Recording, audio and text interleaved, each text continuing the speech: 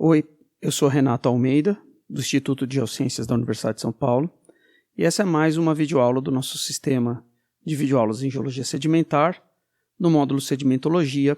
Hoje eu quero discutir com vocês um pouquinho da litificação e do conceito de diagênese. A gente observou em aulas anteriores como se formam partículas, como elas são transportadas, alguns detalhes desse processo de transporte e de deposição. E um elo que falta entre esse sistema sedimentar que a gente vem investigando e as rochas sedimentares são esses processos de litificação. Então, a gente vai discutir como a gente passa do sedimento, que é o material inconsolidado depositado, até a rocha. Vamos falar sobre dois conceitos de diagênese, a diagênese precoce, a eodiagênese e a mesodiagênese. Vamos falar também de ganhos e perdas de porosidade e a implicação que isso tem para fluidos e meios porosos. A primeira questão que é importante a gente lembrar é que uma bacia sedimentar é uma área que sofre ou sofreu subsidência, e a subsidência é o lento afundamento da superfície da terra. Então, isso aqui, que é o topo do embasamento da nossa bacia, já foi a superfície num dado momento, e ao longo do tempo é uma taxa aí que varia de menos de milímetro até decímetros, na maioria dos casos, por 1000 anos, ela foi afundando e foram se sobrepondo camadas de sedimentos dentro dessa bacia. Então, as camadas de baixo são as mais velhas, a gente discutiu isso também quando falou de estratigrafia, falou do princípio da superposição, lá do Steno. Mas para uma rocha determinada, um sedimento que se depositou na superfície, com o passar do tempo, ele vai indo para profundidades cada vez maiores. E que profundidades são essas? Bom, tipicamente, bacias podem atingir coisas da ordem de 10 km de profundidade até mais. Tem bacias sedimentares que afundaram mais de 15 km em alguns depocentros. Então, isso aqui é uma profundidade relativamente grande, e o que acontece com isso é que, é claro, a gente vai ganhando temperatura com a profundidade. A temperatura, dependendo do gradiente geotérmico que você usar, da curva de geoterma que existir para aquela região, você ganha com mais velocidade ou menos velocidade de temperatura com a profundidade, mas tipicamente você vai ganhar algumas muitas dezenas de graus aqui quando você chega em 5 km, aqui nesse caso em 5 km você está perto de 150 graus. Pode ter trajetórias que não são assim, né? Ela pode perder ímpeto aqui no ganho de temperatura com a profundidade. Tem vários fatores que controlam isso, a gente pode discutir em outra aula. Mas um sedimento que foi depositado próximo à superfície vai sofrendo subsidência junto com a bacia e vai indo para regiões com temperaturas cada vez maiores.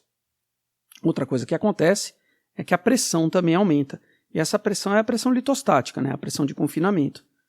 E essa aí segue uma curva que é simplesmente o produto da densidade dos materiais que estão acima, pela gravidade, pela altura, né? Porque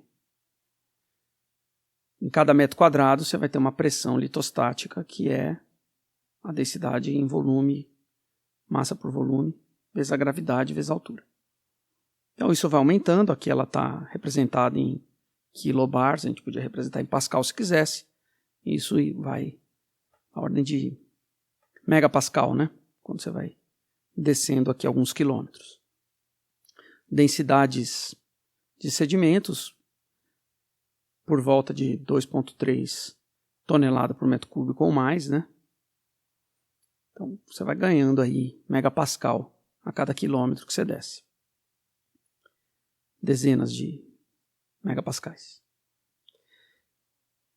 E uma coisa que acontece por essas duas, por um aumento da temperatura e da pressão, a solubilidade desses materiais, sejam carbonatos ou silicatos, aumenta com a profundidade.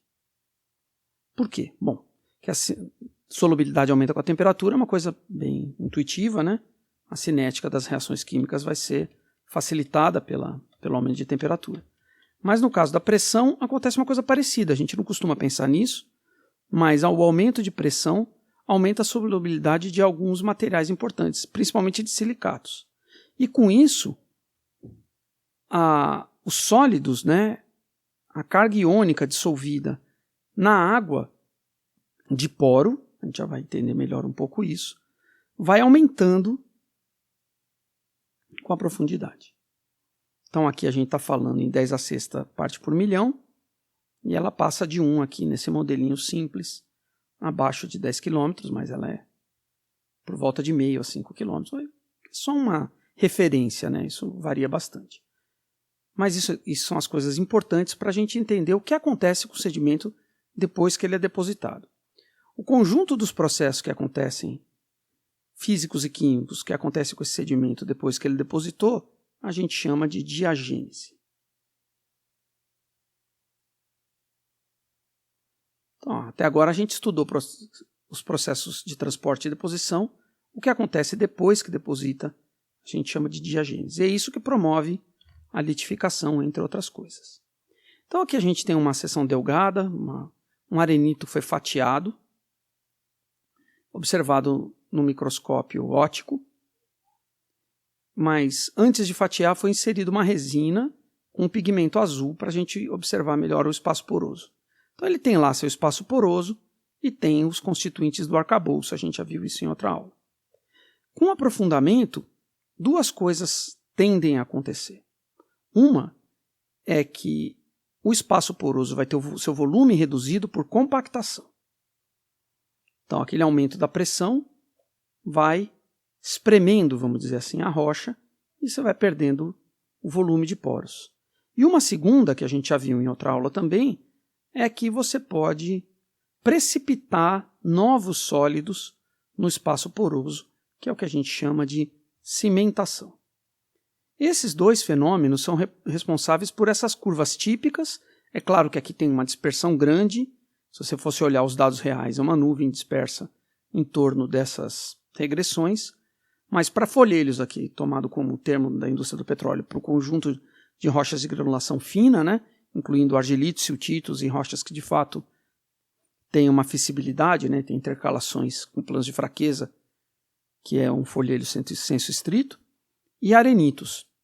Então o que você tem? Na superfície, porosidade, por exemplo, um arenito que tem uma porosidade aqui, quando era uma areia solta e consolidada, próxima a 50% do seu volume, ele vai ter uma redução com a profundidade de soterramento, tipicamente caindo para valores menores do que 20% ou 15%, a profundidades muito grandes.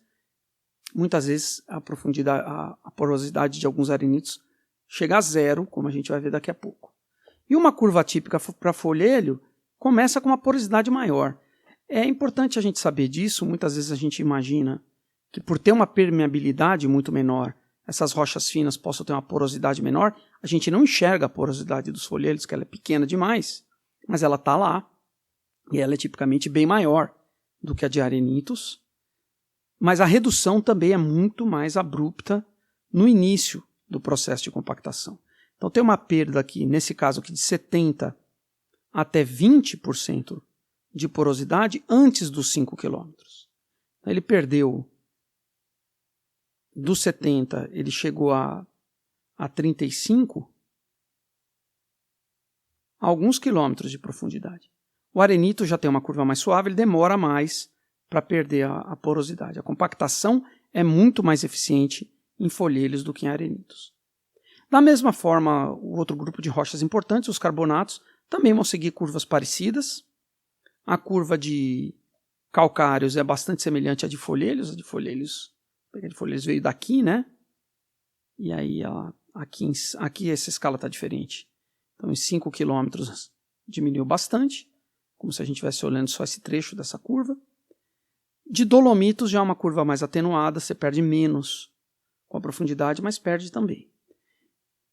E por que isso acontece? Cimentação e compactação. Então vamos dar uma olhada aqui no caso da cimentação, um dos cimentos mais comuns, que é o sobrecrescimento de quartzo.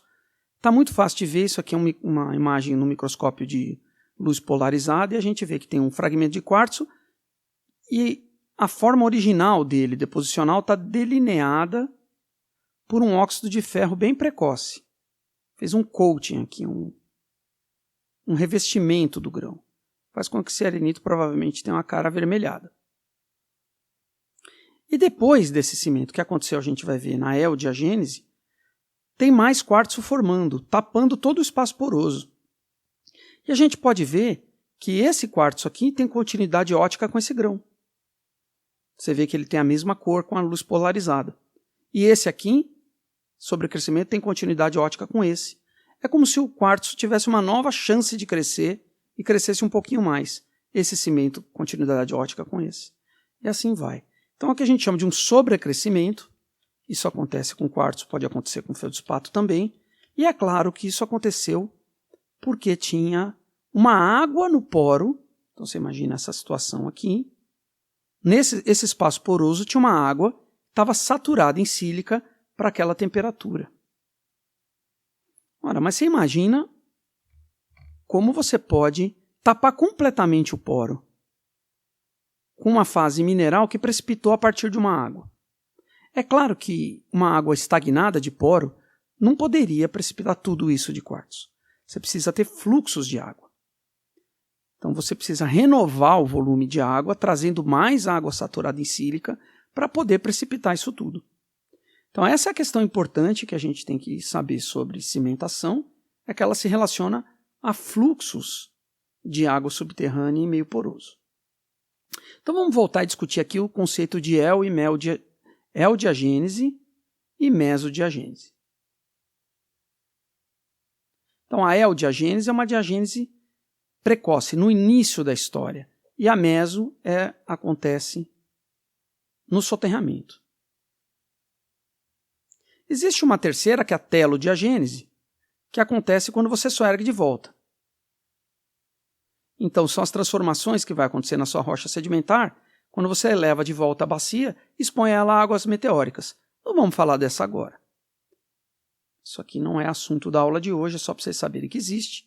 A aula de hoje está falando dos processos de litificação, né? Então, na eodiagênese, você tem processos físicos e químicos que estão agindo sobre o sedimento ainda no ambiente deposicional. Então, a gente imagina que a gente tem uma água aqui. Eu vou pôr a superfície da água aqui em verde. Então, isso aqui é uma bacia sedimentar dentro da água. E nesse ambiente de sedimentação, tem uma certa característica química dessas águas e das águas de poros que se relacionam a isso nesse sedimento no trecho raso aqui. O que pode acontecer aqui? Uma série de processos. Por exemplo, se isso aqui é um ambiente evaporítico, tem um déficit hídrico e evapora mais água do que precipita, você vai ter certamente fluxos ascendentes de águas de poro,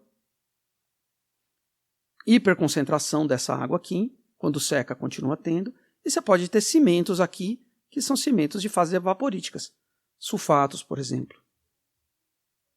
Se não, você pode ter uma situação em que você tem um ambiente muito oxidante, um ambiente emerso, lagos rasos, sistemas fluviais. E essa sua água de poro aqui, então, é uma água muito oxidante. Nessa situação, é fácil, se tiver fluxos de íons de ferro aí, é fácil imaginar que vai precipitar um óxido de ferro no espaço poroso. É isso que a gente tem aqui. Esse coating de ferro aqui aconteceu porque o ambiente eodiagenético era oxidante. Tingiu a superfície dos grãos quando o resto do espaço poroso estava aberto. Depois disso, o que acontece? Com o soterramento cada vez mais profundo, a gente vai seguindo aquelas curvas de ganho de temperatura e de pressão e de aumento da solubilidade. Você pode, nesse processo, dissolver minerais que são instáveis. Então, a gente imagina aí silicatos ricos em ferro e magnésio, biotitas, minerais máficos, anfibólios, piroxênios, olivinas, tendem a dissolver. Feldspatos podem dissolver parcialmente ou completamente. E até o quartzo pode dissolver, a solubilidade da sílica sob pressão é cada vez maior. Então, pontos de contato entre grãos são ambientes especialmente favoráveis à dissolução de sílica. Esse ponto de contato começa a dissolver e esse contato entre grãos vai evoluindo para um contato suturado, como esse aqui que a gente observe. Você veja que teve uma perda do volume desse grão aqui, tudo isso se perdeu, e do volume do outro, tudo aquilo se perdeu. Então, a porcentagem significativa da massa desses grãos foi embora e entrou em solução na água. E aí o que acontece? Isso se associa, esse aqui é um processo que promove a redução do espaço poroso, né? Se associar a outros processos de compactação, e isso nos folheiros também vai acontecer bastante, que vão levar à existência de um fluxo de água de compactação para trechos cada vez mais rasos da bacia. Se você tem um espaço poroso aqui que está perdendo volume, é claro que essa água, que é incompressível, vai escoar e vai sair dali. Então, se tem um selo, uma rocha de menor permeabilidade em cima, isso tende a correr lateralmente para as bordas mais rasas da bacia. Se esse selo é rompido em algum lugar, isso pode subir verticalmente também. Mas essa água de compactação, se vem de trechos profundos, ela vem mais saturada nos íons que saíram do sólido durante esses processos de dissolução de minerais estáveis, de quartzo sob pressão, de fragmentos carbonáticos. E fragmentos carbonáticos isso começa a acontecer bem cedo, em níveis bem mais rasos já acontece. Mas também pelos processos de alteração de argilominerais. Os argilominerais vão indo para temperaturas maiores, vão se transformando em outros, e tem a perda da água do espaço poroso, tem desidratação, tem perda da água da estrutura cristalina, e íons também são carregados nesse processo. Então essa água vai ficando cada vez mais saturada em íons e sobe para níveis mais rasos. Então aqui nesse caso específico, essa sílica foi para a água de poro, a redução por compactação do espaço poroso faz essa água subir, e ela chega a níveis mais rasos, em que a temperatura é menor, e quando ela esfria, ela tende a precipitar e formar um cimento, um sobrecrescimento de quartzo. Tem outros tipos de cimentos, a gente vai ver no próximo slide, mas a gente vê que tem essa água de compactação, que é uma água mais salina e que tende a subir. E tem fluxos de outras naturezas. Claro que se ela sobe, né, tem um fluxo associado a isso.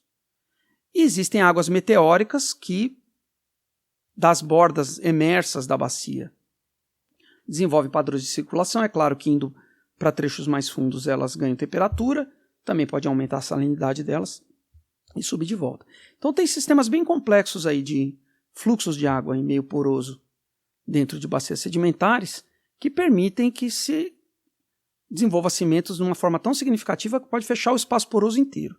Claro que precisa de um fluxo bem grande para você conseguir trazer essa massa e adicionando e fechar o espaço poroso inteiro.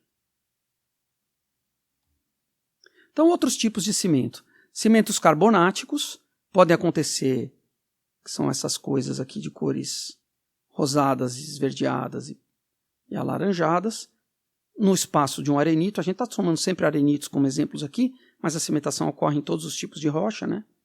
Não só em arenitos com componentes diferentes, como esse feldspato aqui, mas também em carbonatos e qualquer rocha que tenha poro pode desenvolver cimento. Então, esse aqui é aquele mesmo exemplo, um sobrecrescimento de quartzo. Pode haver quartzo microcristalino, e é claro que esse tem uma solubilidade muito maior que esse, então isso aqui tende a acontecer em níveis mais rasos, com poucas distâncias de transporte de fluidos, em sistemas que relacionam as águas meteóricas, geralmente. Você tem esse quartzo microcristalino na eodiagênese. O carbonato pode ser na eo ou na mesodiagênese, e a origem dele pode ser dissolução de rochas carbonáticas ou de outros cimentos, pode ser precipitação a partir de fluidos que se saturarem em cálcio em carbonato por dissolução de fragmentos fósseis, por exemplo, na areia. na eodiagênese. Tem várias situações em que isso acontece. E o crescimento de argilominerais, quer dizer, se precipita aí silicatos com composição mais complexa, que crescem no espaço poroso, dependendo das condições químicas dessa água de poro.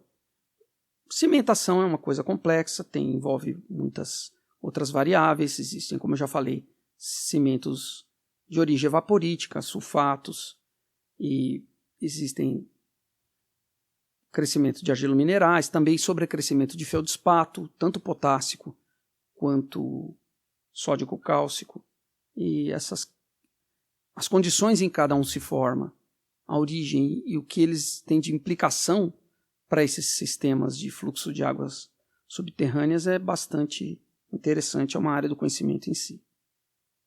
Mas até aqui a gente falou só de compactação e cimentação, tornando o material mais coeso e, portanto, transformando ele em rocha. Vocês lembram na classificação de rochas terrígenas que o cimento não entra na nomenclatura, nem a compactação entra na nomenclatura. Entra a composição e a granulação. Então, a mesma rocha pode ter cimentos diferentes e não trocar de nome. Mas tem processos diagenéticos que podem levar também ao aumento da porosidade. Isso é muito importante para quem está interessado no fluido que está no espaço poroso. Então, a profundidades maiores, a gente espera ter menos porosidade, portanto, volumes menores de água ou hidrocarboneto na rocha. Mas você pode ter porosidades anômalas em alguns trechos. E o que pode causar essa porosidade anômala? Uma das formas é você ter uma evolução diagenética que leva ao aumento da porosidade com a profundidade. Como isso pode acontecer? Uma porosidade secundária que se desenvolve por dissolução de fragmentos, deixando uma porosidade intercristalina ou até móldica, o grão inteiro foi embora, ou até por dissolução de cimentos pré-existentes. Você pode ter um cimento, principalmente carbonático, e depois ele ser dissolvido. E o cimento carbonático é mais fácil de sofrer esse tipo de processo, porque a solubilidade do carbonato é muito dependente do pH. A da sílica mas as condições normais de espaço poroso, o pH não é uma coisa muito importante. Muito difícil você ter fluidos com pH suficiente para dissolver sílica. É mais a temperatura e a pressão. Mas para o carbonato, pH conta. Então, se você tem um ambiente químico em que a água de poro passou a ser ácida, você começa a ter dissolução e abertura de poro onde não tinha antes. Isso é importante por quê? Porque no próprio sistema de maturação de hidrocarbonetos, a gente pode ver isso em outra aula, então você está aprofundando a sua bacia e ela chegou na janela de geração de hidrocarbonetos, lá a 120 graus, até 200. Você tem uma rocha rica em matéria orgânica, vai começar a gerar hidrocarboneto, e nesse processo, as águas que são extraídas também na migração primária, elas são ácidas. Então, essa frente de água ácida pode gerar um espaço poroso e desenvolver um reservatório ou ampliar um reservatório no processo diagenético. Essa é uma coisa importante de discutir também em diagênese. É um tema vasto e a gente tem espaço para falar pouco aqui, mas é interessante que vocês pesquisem e se aprofundem nesse assunto, principalmente se estiverem interessados em hidrogeologia, em água subterrânea ou em petróleo e gás natural. Era isso que eu tinha para hoje. Obrigado.